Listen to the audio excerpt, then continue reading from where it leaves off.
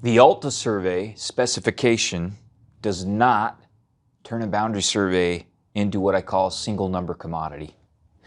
So what does that mean, single number commodity? A single number commodity is a product or a service you can select or choose by considering only one number, the sale price. Okay, so that's what a single number commodity is. Like maybe a box of cereal could be a single number commodity, right? All right, so or a gallon of gas could be a single number commodity. All right, so you can't treat ALTA surveys like a single number commodity. Some people think that just because there's a specification, that means all ALTA surveys are the same and that you just go choose your ALTA survey based on the lowest price. That is a mistake. I see it happen almost all the time.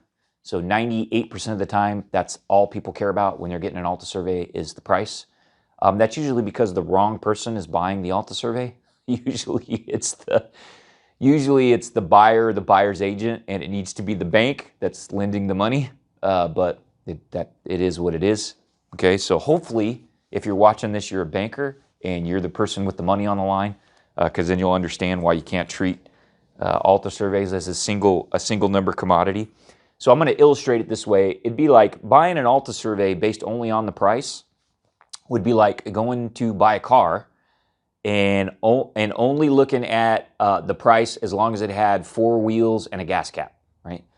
Yeah, you're going to get some wildly different results there, right? Like, yeah, 4 wheels and a gas cap, that's a pretty broad range there. You're going to get a broad range of product there, right? So if you don't understand a little bit more about what you're looking for as far as quality and type there, right? Model, you're not going to get the kind of car you want, right? And so it's the same thing with the ALTA spec. You know, the ALTA spec is kind of like saying, it's the bare minimum, right? It's like saying, okay, your survey has to have 4 wheels and a gas cap. All right, that's great.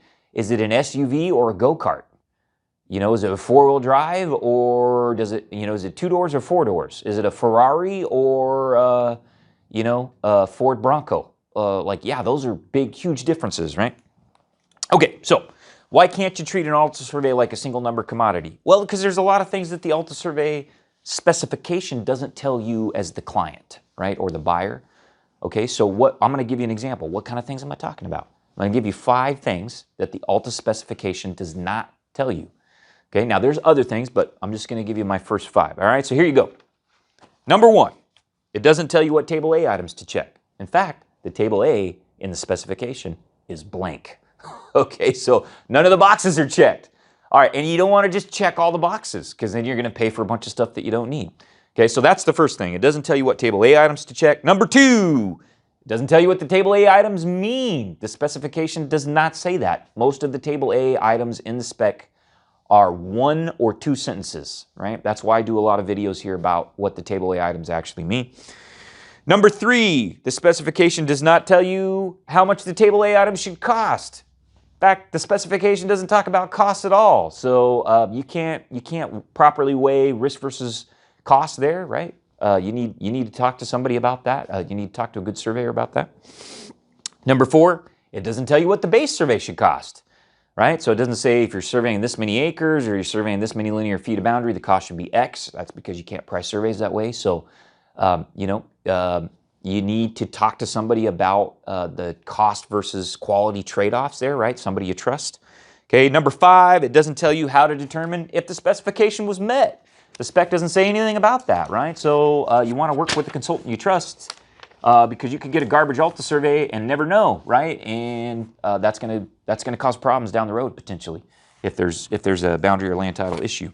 So those are just 5 things that the specification doesn't tell you. There are more things that the spec doesn't tell you. You got to remember the specification is a bare minimum standard, right? It's like going to shop for a car and it's like hiring your brother-in-law to buy your car and then telling your brother-in-law, oh, I want the cheapest car you can find that has 4 wheels and a gas cap, right? Like, yep, that's not a good way to buy a car. It's also not a good way to buy an ALTA survey. So if you care about the quality of the ALTA survey, don't treat an ALTA survey like a single number commodity. It is not a single number commodity. You want to work with the land surveyor you can trust to provide answers that aren't in the specification, right? So I would love it if a banker, right, called me up, or if a buyer called me up and said, Landon, I need an ALTA survey. Talk to me, but here's what I'm trying to do. I want to build a shopping center. Talk to me about what do I need based on what I'm trying to do in this particular parcel. What table A items do I need? Tell me what that's going to cost. Tell me what the base survey is going to cost. You know, what can I do to change that price? You know, what if we include or leave things in or out? You know, what can we do? I will have those conversations, absolutely, and I won't charge for them most of the time. If you call me, I would love to have that conversation with you. Most of the time, I get a form that says, we need an ALTA survey, put your number at the bottom, right? That's not a good way to buy ALTA surveys. That's the way most people buy ALTA surveys. And a lot of times they get garbage, right? If you're going to do that, you might as well not get an ALTA survey, right? Because what you're going to get is garbage. You're going to get a go-kart and not a Ferrari, right? And you may not need a Ferrari, but if you want a Ford Bronco and you get a go-kart instead, you're going to be disappointed, right? So don't buy the go-kart. Right? There's a reason why land surveyors are supposed to be professional consultants. Have a conversation with me. Don't treat me like I'm a box of cereal.